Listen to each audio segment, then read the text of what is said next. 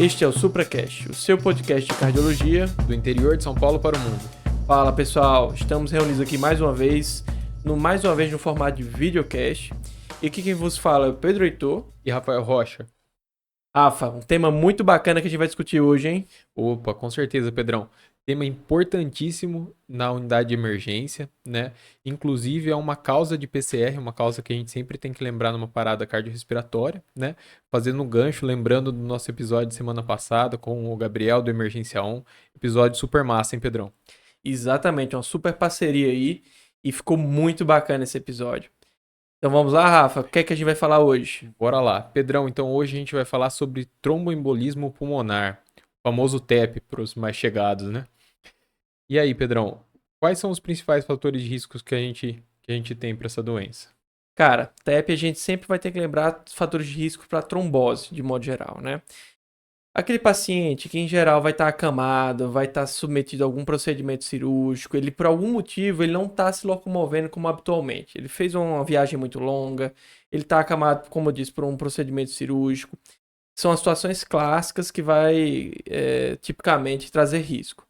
Outras que também vão relacionar situações inflamatórias, obesidade, diabetes mellitus descompensada, isso numa situação menor, né? E uma clássica também que a gente sempre vai ter que lembrar são os hormônios dos femininos, né? As pílulas anticoncepcionais, certo? Lembrar também que um dos mais importantes também é a neoplasia. Ele é super importante quando a gente está falando de TEP, com um paciente que tem algum histórico de neoplasia, e tem algumas que são particularmente mais importantes. Especialmente que a gente queria trazer aqui neoplasia de pâncreas, tá certo? Neoplasias hematológicas, de pulmão e neoplasias gástricas, tá certo? São as clássicas que a gente vai ter que lembrar correlacionando com o TEP. Lembrando também que paciente que tem neoplasia e tem algum grau de tromboembolismo venoso são pacientes de maior risco de mortalidade, são pacientes mais graves, tá certo? E isso tudo a gente tem que ficar muito atento, né, Rafa? E como é que esse paciente vai se apresentar? Perfeito. Então, um paciente que tem todos esses fatores de risco, está nesse contexto clínico que você citou de um pós-operatório, por exemplo, o paciente vai se apresentar, a gente tem que ligar o alerta ali para a TEP quando a gente tem principalmente aquela tríade clássica, né, de taquipneia, hemoptise e às vezes uma dor torácica, pleurítica, enfim, que às vezes acaba sendo um diagnóstico diferencial importante de outras patologias, né, como dissecção aguda de aorta, pericardite, né, até a síndrome coronariana aguda, quando a gente tem uma apresentação um pouquinho mais atípica ali, a gente tem que ligar o nosso alerta e pensar. Nem sempre essa tríade clássica está presente, né? Na verdade, é até mais comum ela não estar presente, pelo menos não ela como um todo, né? Mas a gente tem que sempre lembrar disso. Além disso, o paciente pode apresentar dispneia associado ou não à hipoxemia, né?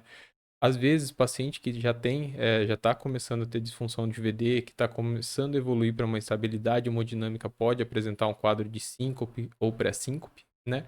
No exame físico, sempre importante, lembrando que o TEP é um contínuo ali do tromboembolismo venoso, né?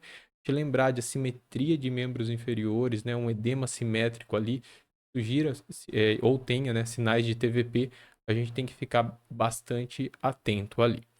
Quando a gente fala de instabilidade hemodinâmica, é algo que a gente tem que sempre pensar no TEP, né? Porque justamente são os casos mais graves, os casos que a Define gente conduta, né? define conduta, como a gente vai ver no episódio, é algo que muda a nossa atuação ali. E a instabilidade hemodinâmica do TEP é caracterizada por alguns pontos, né? Parada cardíaca, lógico, né? É algo que é dramático, tudo mais. Quando o paciente tem uma hipotensão persistente, uma PAS menor que 90 ou uma queda da pressão maior que 40 milímetros de mercúrio por mais de 15 minutos, né, sem uma outra causa, e quando o paciente tem realmente essa hipotensão associada a alguma disfunção orgânica, já por conta dessa hipotensão, né, com necessidade de uso de droga vasoativa, inclusive, né? Aí então o paciente chega pra gente, um paciente que tem esses fatores de risco, com esses sinais clínicos, Pedrão, quais são os primeiros exames ali que a gente pode pedir para descartar, para a gente começar a pensar um pouco mais? Qual que é essa primeira avaliação nossa no pronto-socorro, Pedro? Essa é a grande pergunta, né? Primeiro a gente tem que tentar excluir diagnósticos diferenciais, né? Porque o paciente chega com esses fatores de risco que eu comentei, chega com essa clínica que o Rafa falou, que a primeira coisa que a gente vai pensar é TEP. Não, ele tem que ser lembrado, mas a gente não vai dizer que exclusivamente é TEP. Acho que um exame fundamental na hora dessa avaliação de diagnóstico diferencial é a radiografia de tórax, tá certo?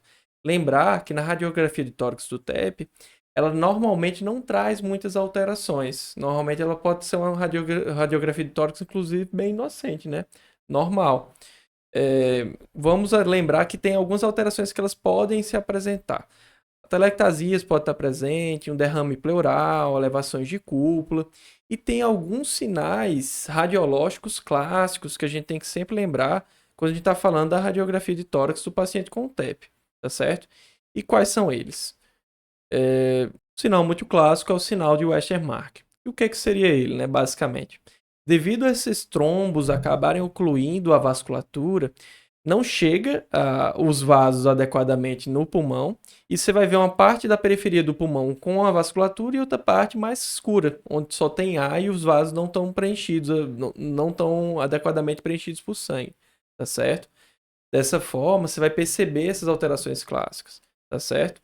Uma outra alteração muito comum e muito clássica é a córcova de Hampton, tá certo? O que ela seria?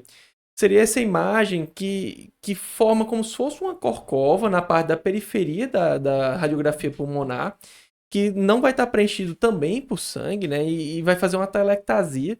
E dessa forma você vai ver como se fosse um padrão de condensação periférica, certo? Não é isso, Rafael? Isso mesmo.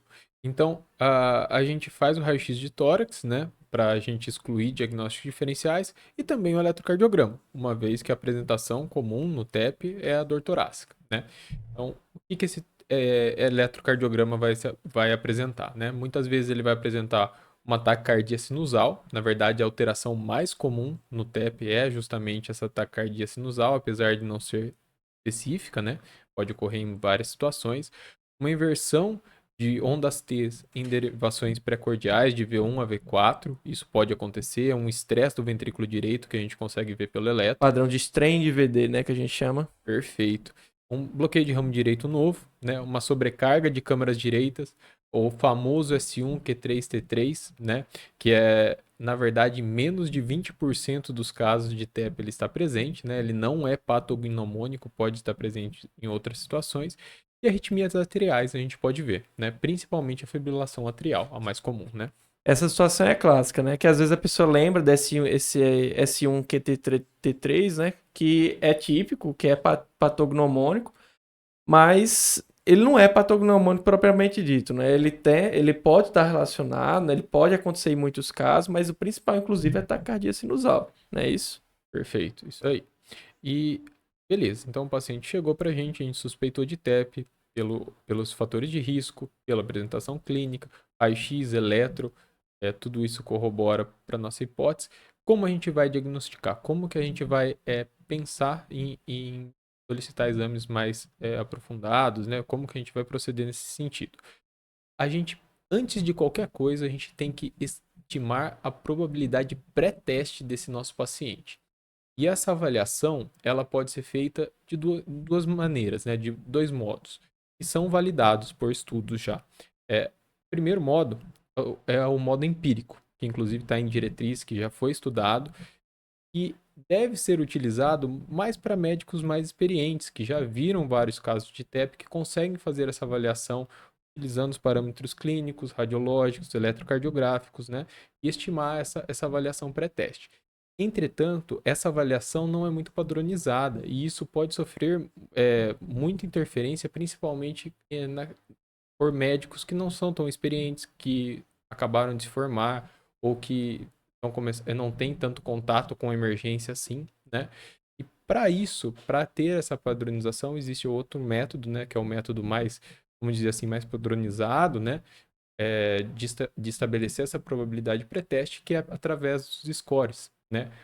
Por exemplo, o score de Geneva e o famoso score de Wells, né? Clássico, score de Wells. Perfeito. O score de Wells é muito interessante porque ele consegue fazer uma avaliação dessa probabilidade pré-teste apenas utilizando parâmetros clínicos, né? Da história que a gente coleta do nosso paciente, associado aos achados do exame físico. A gente consegue, então, estabelecer se o paciente tem um alto, intermediário ou baixo risco para o TEP, né? Isso é importante por quê? Porque todos os métodos diagnósticos que a gente utiliza na medicina, na verdade, têm valores de sensibilidade e especificidade que variam, né? Variam justamente com a probabilidade pré-teste, né? Do nosso paciente. Então, esse score de Wells, essa avaliação do score de risco é importante não só para a gente pensar em qual exame a gente vai pedir, mas também para já começar com o tratamento, né? A gente vai falar um pouquinho mais detalhadamente mais para frente, mas a anticoagulação, como todo mundo sabe, né, é é o pedra angular, na verdade, do tratamento para TEP. E as diretrizes, inclusive, autorizam, né? Quando a gente tem um paciente com risco intermediário alto pelo Wells, a já começar a anticoagulação antes mesmo da gente firmar o diagnóstico, né? No baixo risco, não. O paciente que a gente estratifica como baixo risco por o score de avaliação pré-teste, né? Seja o Wells ou o Geneva, a gente pode lançar mão de uma outra ferramenta para excluir TEP sem a necessidade de nenhum exame adicional, né? Uma outra ferramenta clínica nesses pacientes, que é o Score PERC. É uma ferramenta que a gente vai fazer algumas perguntas e o paciente tem que ser negativo, né? Tem que responder não para todas elas, né? Então, o paciente não pode ter mais de 50 anos, o paciente não pode estar taquicárdico com mais de 100 batimentos, não pode estar hipoxêmico com uma saturação menor que 94, o paciente não pode ter edema, não pode ter hemoptise, história de trauma recente, histórico de TVP ou de uso de hormônios. Se o paciente for de baixo risco pelos scores anteriores e apresentar um score PERC ali negativo para todas essas perguntas, a gente pode afastar a possibilidade de TEP sem a necessidade de nenhum exame adicional, né? A gente pensa em outras etiologias, a gente investiga pensando em outras patologias, né? Então, para ficar bem claro, né? Você faz o Wells, baixo risco, vai pro PERC, que é um score de rule out, né? Para excluir. E daí você não pensa mais naquela hipótese, não é isso?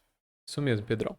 E aí, se por um acaso a gente não conseguir excluir pelo PERC, a gente precisa, ou então o paciente for de um risco intermediário, pelo Wells, a gente solicita um exame que é muito importante, um exame laboratorial, para a gente também tentar fazer essa exclusão, né, desses pacientes no caminho diagnóstico ali de TEP, que é o dedímero, né? O dedímero é uma ferramenta que é um produto da degradação da fibrina, né? E ele é um exame laboratorial que pode estar alterado em várias situações. Ele é um exame pouco específico, né? Ele é um exame que tem um valor preditivo negativo alto, então assim, se ele por um acaso vier negativo, a gente consegue excluir a possibilidade ali de TEP, mas ele se eleva em outras alterações clínicas, né? Como por exemplo infecção, dissecção de aorta, enfim, são várias outras, a própria neoplasia pode ter um dedímero um pouco aumentado. Então, se ele realmente vier elevado, ele não confirma o diagnóstico de TEP. Ele nos direciona a pedir um exame mais específico para a gente prosseguir a investigação. Lembrando que o ponto de corte dele normalmente é 500, né? Mas em indivíduos idosos, na verdade, com indivíduos com mais de 50 anos, a gente tem aquela regrinha, né? De fazer a idade vezes 10, para a gente calcular ali o ponto de corte desse exame laboratorial. Então, se a gente tem um paciente de baixo intermediário risco, que tem um dedímero elevado, a gente tem que pedir um exame mais específico, né, Pedrão? E qual que é o exame de escolha nessa situação? Essa é a pergunta-chave, né? Porque se o paciente tem alto risco, você já vai partir para a famosa tomografia contrastada, protocolo TEP, tá certo? Se o paciente é alto risco, você nem pede dedímero. Inclusive, a gente até entende que habitualmente, quando você está pedindo dedímero no paciente de alto risco, você é considerado até uma má prática, certo? E Atraso diagnóstico, né, Pedrão? atraso diagnóstico. Você vai, às vezes, estar perdendo tempo, aguardando um exame a mais que não precisava ter sido feito e que às vezes a tomografia já dava para ser realizada, tá certo? E quais são as grandes vantagens da tomografia? A gente vai poder ver o defeito perfusional do vaso, propriamente dito, tá certo? Onde que está acontecendo aquele trombo e onde que está ocluindo. É um exame muito disponível em diversos serviços de emergência, tá certo? De rápida realização.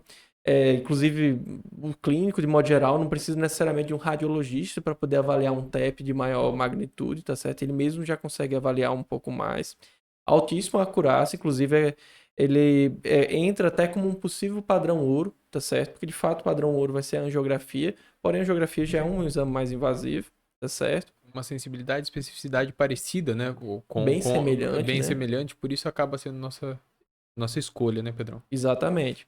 E também tem a vantagem de poder você analisar outros possíveis diagnósticos alternativos. Quando você não vê o defeito perfusional, às vezes você vê um derrame pleural, você vai poder ver uma imagem ali pulmonar que pode esclarecer um pouco melhor uma consolidação, tá certo? Mas ela tem algumas desvantagens. As principais desvantagens, as principais limitações do exame é que é um exame que envolve radiação, tá certo? Pacientes gestantes, pacientes que não podem se submeter à radiação, muitas vezes a gente tende a evitar, tá certo? Ele envolve o contraste, e quando a gente fala de contraste, vai sempre lembrar nossos pacientes nefropatas, muitas vezes eles têm limitação para poder utilizar, tá certo? E a gente tem que lembrar que num TEP subsegmentar, ele vai trazer também algumas limitações. Às vezes ele não vai conseguir ver avaliado muito adequadamente porque é muito pequenininho.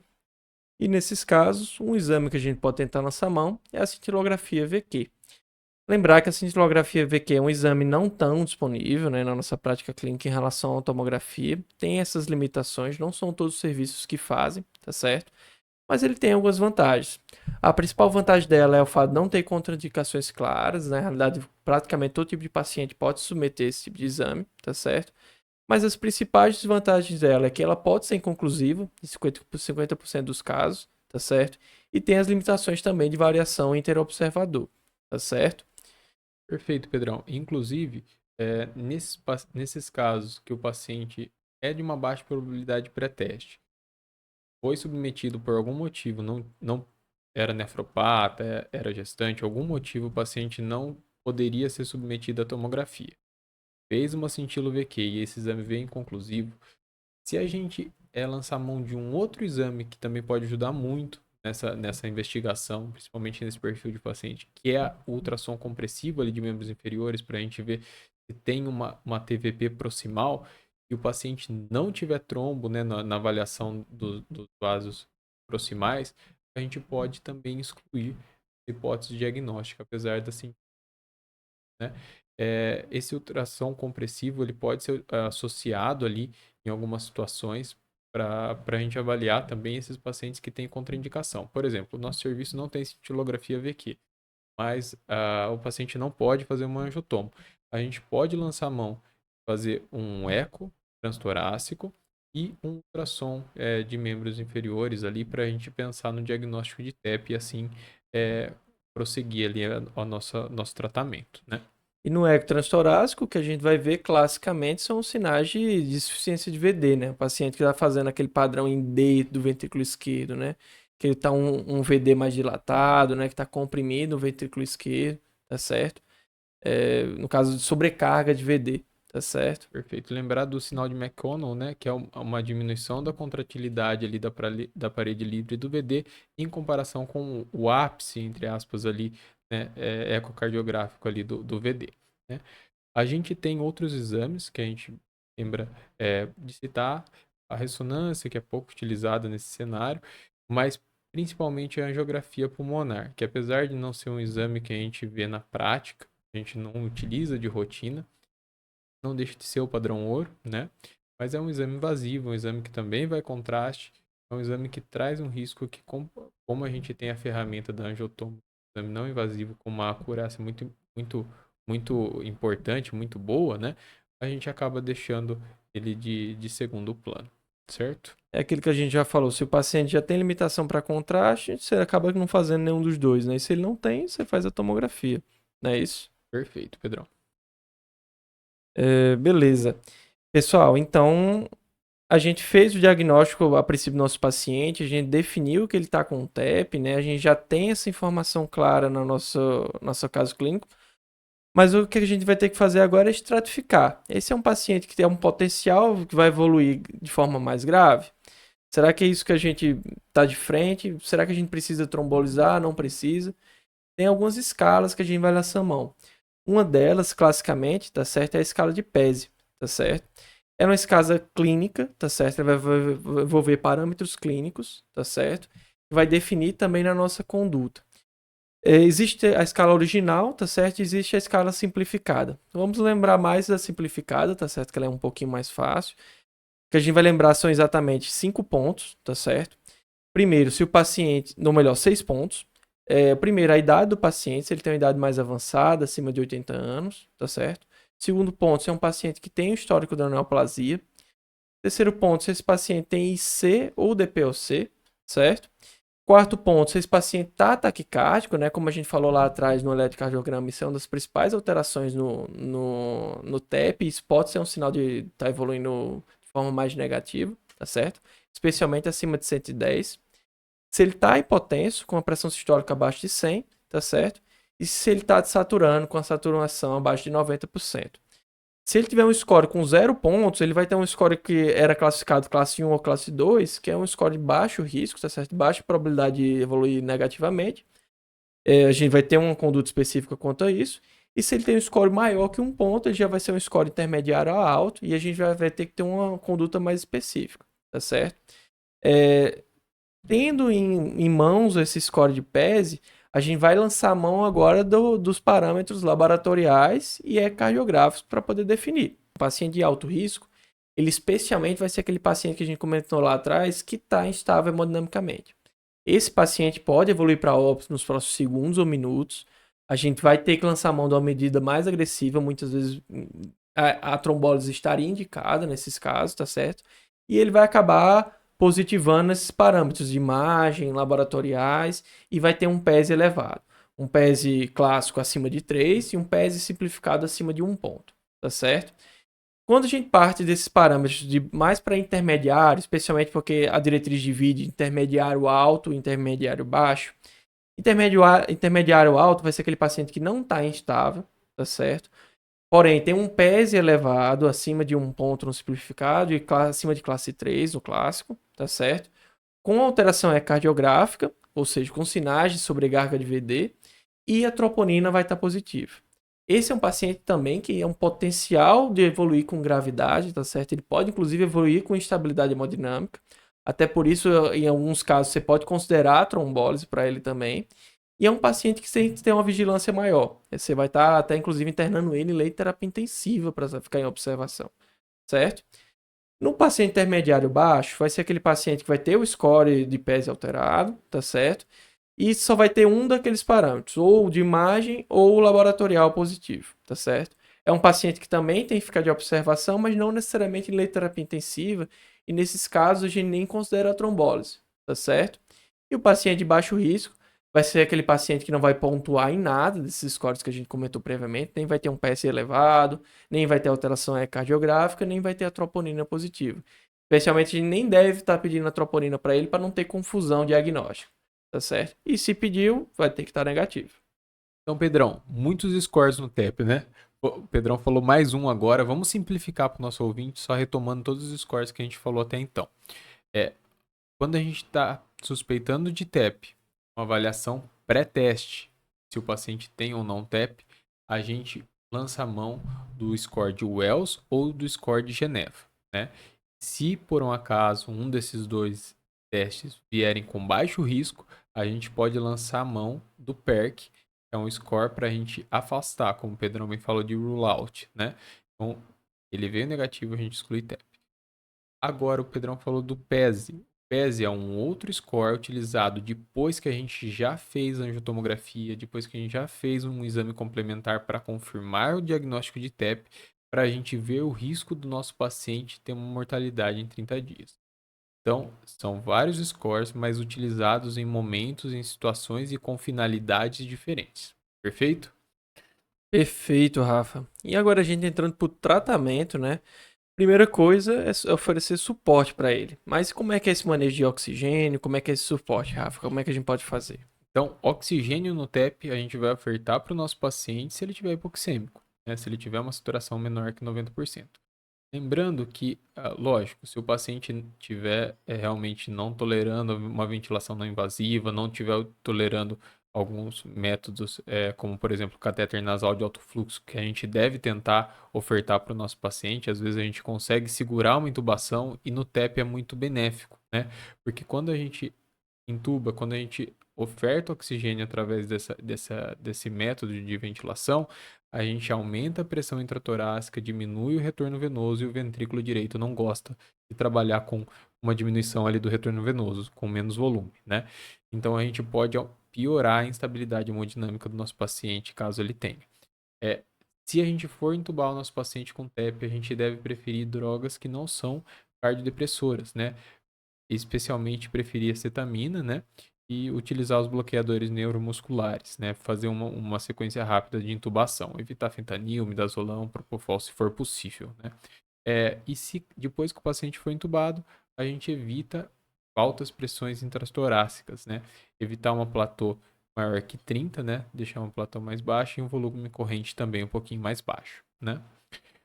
Esses pacientes, então, que têm instabilidade hemodinâmica, isso ocorre por conta realmente dessa disfunção do VD. Então, lembrando que o VD gosta de trabalhar com mais volume, né? Então, a gente pode tentar fazer alíquotas de volume, tentar ver se a gente consegue controlar essa parte hemodinâmica através de ofertar um pouco mais de volume para o nosso paciente, mas em alguns casos a gente vai precisar sim lançar a mão de inotrópico em baixa dose, diferente do choque de ventrículo esquerdo que a gente utiliza inotrópico em altas doses, né? E o inotrópico de escolha, nesse caso, é do butamina. Lembrando que ele pode ter um efeito hipotensor no início, então, e até, se necessário, em alguns casos, a gente fazer o uso de um vasopressor junto, né? A noradrenalina, por exemplo. Certo? Perfeito. E quando a gente fala de anticoagulação, paciente intermediário e alto risco, você já tem que estar começando, tá certo? Já desde aquela análise pré-teste, já desde o score de Wells, você já está indicado a iniciar a anticoagulação para o paciente, tá certo? E opções que a gente vai ter no contexto de um paciente internado, a gente vai acabar lançando mão das heparinas, tá certo? Especialmente da heparina de baixo peso molecular, né? A enoxaparina clássica. Mas também pode lançar mão da heparina não fracionada e do fundaparinux, tá certo? São as opções, especialmente em contexto internado. Quando a gente está falando no contexto ambulatorial, aí a gente vai lançar mão de medicações orais, tá certo? Especialmente os NOACs. Seja o rivaroxabana, a pixabana, todos eles têm estudos adequados, tá certo? Tem equivalência. E hoje a gente acaba preferindo em relação à varfarina, tá certo? Pela sua segurança, seu perfil, não ter que você estar repetindo e avaliando INR, tá certo? E Rafa, quando a gente fala de trombólise, o que é que a gente vai fazer? Perfeito. Então, o paciente que tem estabilidade hemodinâmica, como você falou anteriormente, né, Pedrão, tem alto risco de mortalidade. Esse paciente a gente tem que tentar fazer uma terapia de reperfusão. A gente pode optar pela reperfusão farmacológica, através da trombólise, que é o método de escolha para todos os pacientes que não tem contraindicação. Quando a gente tem alguma contraindicação ou quando a trombólise falha, a gente pode lançar mão de duas outras alternativas, que é justamente a embolectomia cirúrgica ou a terapia por catéter. É, Infelizmente, não são terapias que são amplamente disponíveis. Normalmente, grandes centros têm acesso a esse tratamento e nem sempre ele é possível de ser realizado, né? Ainda mais no contexto ali, numa internação de urgência, enfim. Mas falando da trombólise, que é o tratamento que a gente consegue fazer mais amplamente, né? Que a gente deve fazer, na verdade, né? Está indicado para o paciente que tem instabilidade hemodinâmica decorrente do TEP, né? É, Idealmente a gente estratifica o nosso paciente como anjo, investiga o TEP com os métodos que a gente falou anteriormente, né? Mas lembrando que se por um acaso o nosso paciente tem uma instabilidade hemodinâmica, tem uma suspeita alta de TEP, a gente faz um POX e tem uma disfunção de VD, a gente pode até considerar fazer a trombólise se o paciente não é, por exemplo, elegível para transportar. O risco do transporte para tomografia é muito grande. A gente pode considerar sim fazer a trombólise só com esses dados. focos é importante, uma ferramenta importante ali no departamento de emergência. A trombólise, então, pacientes de alto risco a gente pode utilizar tanto a streptokinase, quanto a teplase, quanto a tenecteplase, preferindo especialmente esses últimos dois. E a gente já falou bastante sobre trombólise em outros episódios. A gente tem um episódio só da trombólise no IAM com Supra, a gente já falou um pouquinho também da trombólise no AVC, e aqui não é diferente no primeiro passo que a gente tem que fazer quando a gente pensa no paciente com indicação de trombólise, Pedrão. Checar a nossa listinha de contraindicações. Legal da gente decorar algumas, mas sempre checar a lista de contraindicação. Isso é um exercício que a gente tem que fazer para garantir a segurança do nosso paciente. Primo non nocere, né? Perfeito, é isso aí, Pedrão. Antes da gente tratar, a gente tem que garantir que a gente não está fazendo mal para o nosso paciente. Exatamente. Então, assim, o benefício da trombólise, ele é maior nas primeiras 48 horas. No TEP, a gente sabe que a janela de trombólise é bem mais estendida do que nas outras patologias que a gente citou. Ele pode ser realizado em até 14 dias, mas isso não significa que a gente pode perder tempo. Isso não significa que a gente pode ir prorrogando, a gente demorar para fazer a trombólise nesse paciente instável. Porque o maior sucesso dele é quando ele é realizado em até 48 horas do início do quadro, certo? Existe um outro perfil do paciente, além dos pacientes que têm estabilidade hemodinâmica, que são aqueles pacientes de intermediário alto risco, né? São os pacientes que não têm estabilidade hemodinâmica, mas que têm troponina positiva e disfunção do ventrículo direito. Esses pacientes, a gente precisa, como você falou anteriormente, ficar de olho, porque eles têm risco sim de evoluir com instabilidade hemodinâmica e a gente pode considerar a trombólise mesmo sem essa instabilidade, né? Sem antecipar essa situação. Principalmente, a gente deve considerar nos pacientes mais jovens, com menos de 65 anos, pacientes que não têm comorbidades mais graves, pacientes que têm uma disfunção severa do ventrículo direito, que têm alta carga trombótica. Esses pacientes a gente tem que olhar com carinho e considerar, sim, fazer a trombólise. Lembrando que a trombólise é um procedimento que a gente vai avaliar o sucesso também no TEP. E esse sucesso a gente vai avaliar como uma resposta, uma melhora da estabilidade, da instabilidade que o paciente apresentava e da disfunção do ventrículo direito em até 36 horas. Então, se o paciente teve essa melhora esperada, a gente fala que a trombólise foi com sucesso. E se por um acaso o paciente não teve sucesso nessa trombólise, continua com disfunção acentuada do VD, continua instável, a gente pode considerar aquelas terapias invasivas que a gente citou anteriormente.